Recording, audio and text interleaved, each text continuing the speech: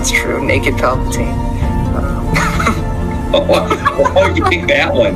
Fresh out of the clone tank, nude Palpatine is my Well, that's the first thing I think of when you say Dark Empire Palpatine.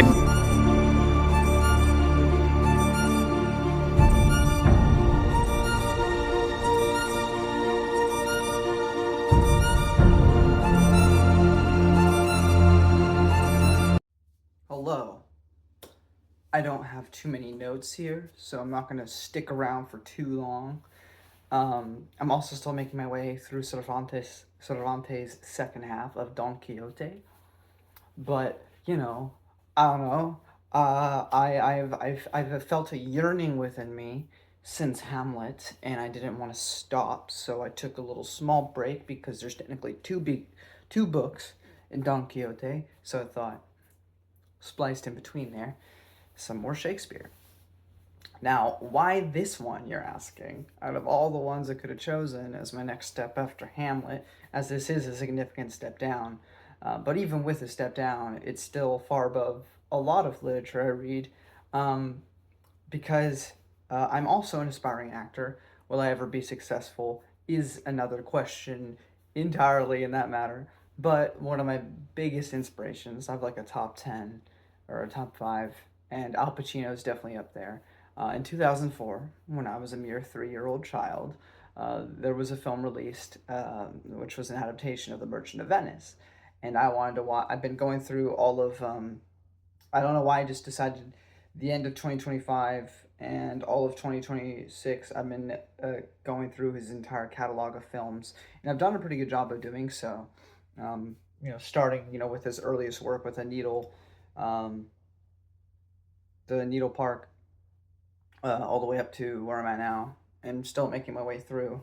But that's the main reason I wanted to read that. I wanted to watch that Al Pacino movie, but since I'm also trying to get into Shakespeare, I figured why not read the original play first. So, The Merchant in Venice is a bit of a convoluted mess. I feel it is quite silly, but it's fun, and is a bit more layered than some may give it credit for. There is a controversy among this story, particularly because a Jewish man is the villain. But at the same time, in much the same way that slave owners in the 1700s of America, when they would read the Bible to slaves, they would rip out specific portions and only read to them the portions that kind of support slavery if you cut out all the rest of the context, which is what slave owners did. Then you could try to convince some slaves that they should be, in the same way.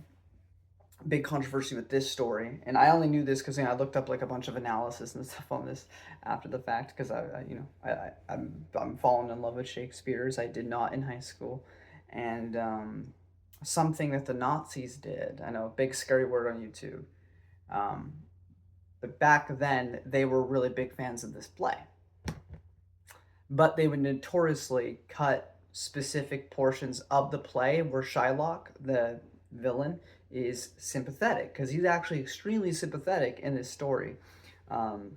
So a lot of that would be cut out to just make him a pure villain. Also, of course, actually in the time of Shakespeare's time, there was, some negative sentiments. Again, based on how Shylock is quite nuanced in this very story, I'd say that it is probably the case that Shakespeare was not anti-Semitic, but what do I know? But basically, and again, it's super convoluted, this story, but there's a man by the name of Antonio who's a merchant. He's got like a shipping trade, because Venice, of course, Venice is the ship quarter. I mean, I only know Venice, of course. I've never been to Venice. I haven't traveled outside the United States, but I have played Assassin's Creed, so that's my mental image that I immediately get when I think of Venice. But Venice is filled with those waterways and the little boats and stuff, because when you have a city that's surrounded by water, typically you have a lot of shipping trades. But anyway, so he's a merchant, and he has all these ships, but they haven't come in for some reason. Maybe they crashed and died. Who knows? But so he needs money. Also, there's this whole thing with them, with him and his friends and other people. Like, so he ends up needing money. So he goes to Shylock, who has money. However, he's also a little anti-Semitic himself and is a little rude to Shylock. So Shylock, being a little petty, understandably so, is like, all right, here's the money. However, if you don't return it in this allotted time, I want a piece of your flesh. Okay? Pretty good incentive at that point to bring the money back. At the same time, we have Shylock's daughter who wants to marry this guy named Lorenzo. Or, well, she has this whole convoluted thing with these chests. Okay. And the suitor who picks the right chest gets to marry her. It's a whole, again, it's not that it doesn't make sense. I just find it incredibly stupid, a good portion of that. It just convoluted for the sake of it. And even the whole conflict with Shylock is also like it didn't need to be a thing. And I mean, you could say that about any story, and of course you have to create conflict and stuff in order to facilitate a story. But like, for instance, Hamlet, you really get sucked in and immersed in that. And whether something's convoluted or not, like, is it convoluted for Hamlet to orchestrate an entire play just to see his stepfather's reaction to it, to determine some level of guilt or not? Is a little convoluted. But for Hamlet, for some reason that works, because Hamlet's also kind of loosey-goosey with his mind. But here it's just like a bunch of normal people that are kind of petty, and this story somewhat frames Shylock as the villain, but everybody kind of sucks, even if they claim to be virtuous and good Christians. And, it is kind of, I don't know how I feel. The story ends, basically, with Shylock losing everything and having to convert to Christianity as a means of, like, redemption for his character, which, I mean, I've made no secrets about it on my channel. I'm a Christian. But at the same time, I don't know how I feel about, like, because if you're going to come to faith, right, it's going to be a choice. You can't be forced into that. And they're basically like, yeah, you must be now. And that's your redemption. And it's like, but does he actually care? Or is he just, being miserable because now he's forced to do this thing he clearly doesn't want to, I don't know. But yeah, so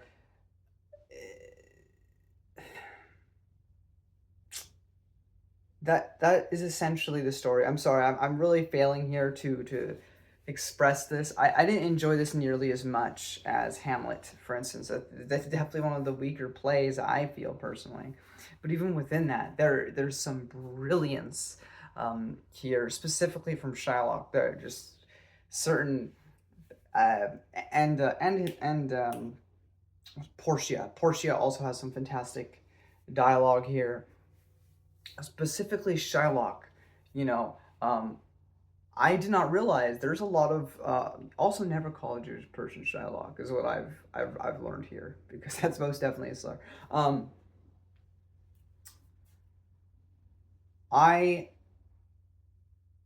There is a sort of phrase we kind of say from time to time about if you prick us, do we not bleed? That comes from this play. And there's a big speech, which is probably the most sympathetic that Shylock looks when he performs it, and it's my favorite part of the play. Is specifically when Shylock goes in his little tirade about that, and also watching Pacino do that performance as well was another wonderful moment. But if you prick us, do we not bleed? If you tickle us, do we not laugh? It was so good. It was so good. My favorite part of the play, for sure, was honestly, Shylock, he's supposedly the villain, but I mean, yes, he's a little too trigger happy with let me cut this man for not paying me back. He's a little too eager to do so. Um, but ultimately, he just wants what's his, which is the money he lent out. And I guess the reason they try to frame him as bad is because he does ultimately get more upset about the loss of his money than he does about his daughter marrying some guy. Um, and there's something to be said about greed. It's unfortunate that it has to be associated with a Jewish person because it's immediately going to be a negative connotation there. Or if it was like, I don't, a race that doesn't have a stereotype for greed, and you do that same thing, it's like it's whatever. But because it's a Jewish person, it's like inherently a little sticky topic there to do that. Um, Not one of the better plays. I think this is probably one of the. I haven't read every single play. I read Romeo and Juliet back in the day. I read Hamlet just recently, and I think I read it in school too. But I only appreciated it recently, and but regardless, it is a weaker play for sure. One of Shakespeare's weaker stories. That being said, um, Shakespeare's worst is honestly still better than a good majority of stories I read. Like Shakespeare is ethereal. Like they're next to the Bible, and I know I'm just stealing from Harold Bloom, but there's honestly nothing that comes close to this man in terms of fiction.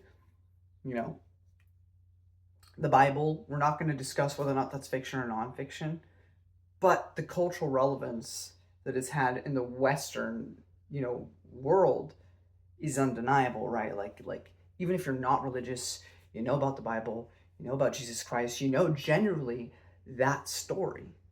In the same way, Shakespeare, even if you don't know all of his plays, like I didn't really know anything about Merchant of Venice until I read it.